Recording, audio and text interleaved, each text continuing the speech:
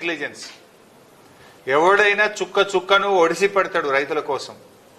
ఎందుకంటే నీళ్ల విలువ రైతులకు తెలుస్తుంది. ఈ ఉత్తమ్ కుమార్ రెడ్డికి రేవంత్ రెడ్డికి నీళ్ల విలువ తెలియదు. మీరు వ్యవసాయం చేసిన వాళ్ళు కాదు.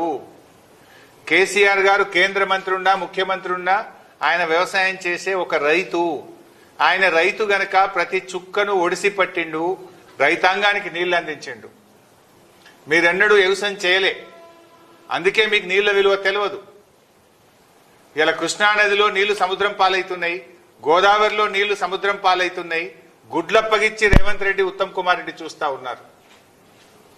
మీ యొక్క నేరపూరిత నిర్లక్ష్యం వల్ల ఇలా రాష్ట్ర రైతాంగానికి తీవ్రమైనటువంటి నష్టం జరుగుతూ ఉంది. ఒకవైపు వరదలు ముంచెత్తుతా ఉంటే రాష్ట్రంలో కొన్ని జిల్లాల్లో కొన్ని ప్రాంతాల్లో ఇప్పటికీ చెరువులు నిండలేదు, ఇప్పటికీ డ్యాములన్నీ ఖాళీగా ఉన్నాయి. గోదావరి పరివాహక ప్రాంతంలో 60% డ్యాములు ఖాళీగా ఉన్నాయి. ఏం చేస్తున్నారు మీరు? ఎవరి కోసం పనిచేస్తున్నారు? బీఆర్ఎస్ పార్టీ మీదనో కేసీఆర్ మీదనో హరీష్ రావు మీదనో కోపం ఉంటే ఎందుకు రైతులకు శిక్ష వేస్తున్నారు? మాకు వేయండి శిక్ష, మేము అనుభవిస్తాం. కానీ మీరు మీ బురద రాజకీయాల కోసం వరద నీటిని సముద్రంలోకి వదలకండి, వరద నీటిని ఒడిసి పట్టండి, బురద రాజకీయాలు మానండి అని చెప్పి నేను కోరుతా ఉన్నా. ఇదేం చిల్లర రాజకీయాలు? అరే కట్నింట్లు లెక్క పెట్టె పొయ్యి లెక్క రెడీగా మోటార్లు, కాళేశ్వరం మోటార్లు ఉంటే కాళేశ్వరం ప్రాజెక్టు కూలింది అని మీరు చెప్పిన అబద్ధాన్ని, మీ గోబల్స్ ప్రచారాన్ని నిరూపించడం కోసం ఇలా మోటార్ లాంచ్ చేస్తలేరు.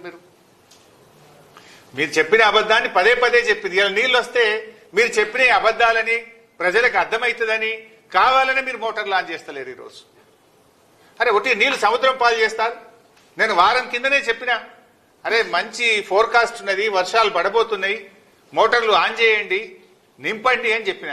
ఇవాళ నిజంగా చూడండి, మీరు అన్నపూర్ణ 3.5 టీఎంసీలు, ఆడు ఉన్నది 1 టీఎంసీ. అన్నపూర్ణ రిజర్వాయర్ కెపాసిటీ 3.5 టీఎంసీలు, ఉన్నది 1 టీఎంసీ. రంగనాయక్ సాగర్ 3 టీఎంసీలు, ఉన్నది 1 టీఎంసీ. మల్లన్న సాగర్ 50 టీఎంసీలు, ఉన్నది 10 టీఎంసీలు.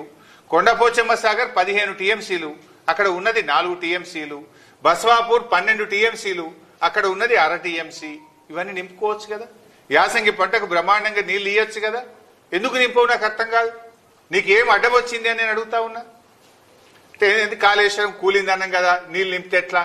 కూలిందంటే మరి ఇప్పుడు నీళ్ళు వస్తే జనం దంతరేమో, జనం దృష్టిలో పల్సగైతమేమో అని కేవలం కుట్రతో మీరు ఆపుతా ఉన్నారు. అరే వరద కాలు ఓపెన్ చేయవేందయ్యా నువ్వు? ఇవాళ ఎస్ఆర్ఎస్పి ప్రాజెక్టులో ఆల్రెడీ 61 టీఎంసీలు వచ్చినాయి. దాని సామర్థ్యం 80 టీఎంసీలు. 61 టీఎంసీల నీళ్ళు ఆల్రెడీ ఎస్ఆర్ఎస్పీలు వచ్చినాయి.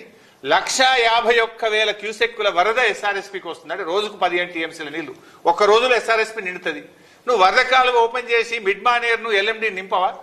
ఎందుకు వరద కాలువల ద్వారా నీళ్లు వదులుతలేవు? అసలు మంత్రి నీళ్లకు మంత్రి ఉన్నాడా? ఈ ముఖ్యమంత్రికి సోయి ఉన్నదా? ఎస్ఆర్ఎస్పీ నిండితే మళ్ళీ ఆడ గేట్లు ఎత్తి సముద్రంలోకి వెళ్తావా?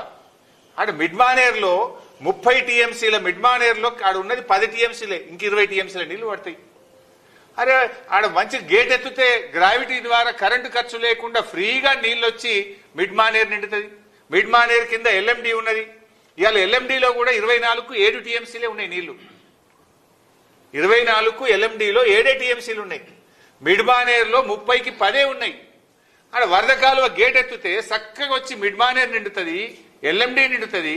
కానీ ఎందుకు నింపుతలేవు? నిద్రపోతున్నావా?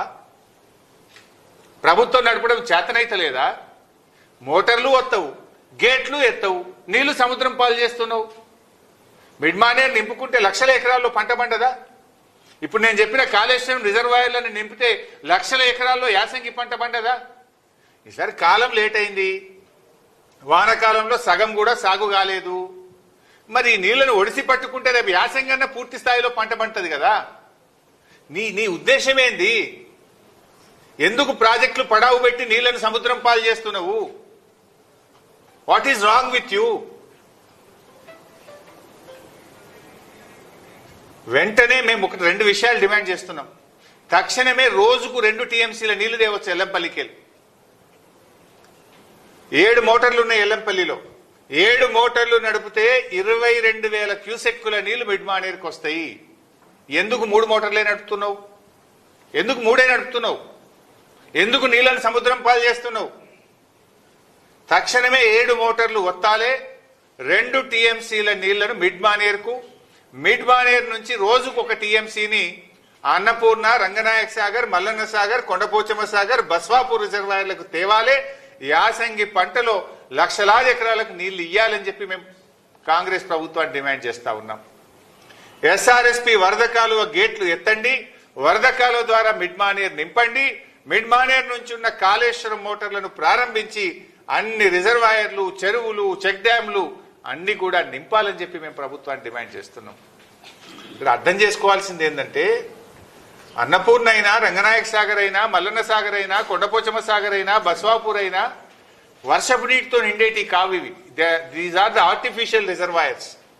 ఇవి మోటార్లతోనే నింపాలి, వర్షపు నీటితో నిండవు. ఇది నింపి పెట్టుకుంటే వానకాలంకి ఏమైనా తక్కువ పడితే వానకాలంకు వనికి వస్తుంది. లక్షల ఎకరాల్లో యాసంగి పంట పండుతుంది. పోయిన యాసంగిలో 5 లక్షల ఎకరాల పంట పండింది. మరి ఎందుకు ఆపుతున్నావు?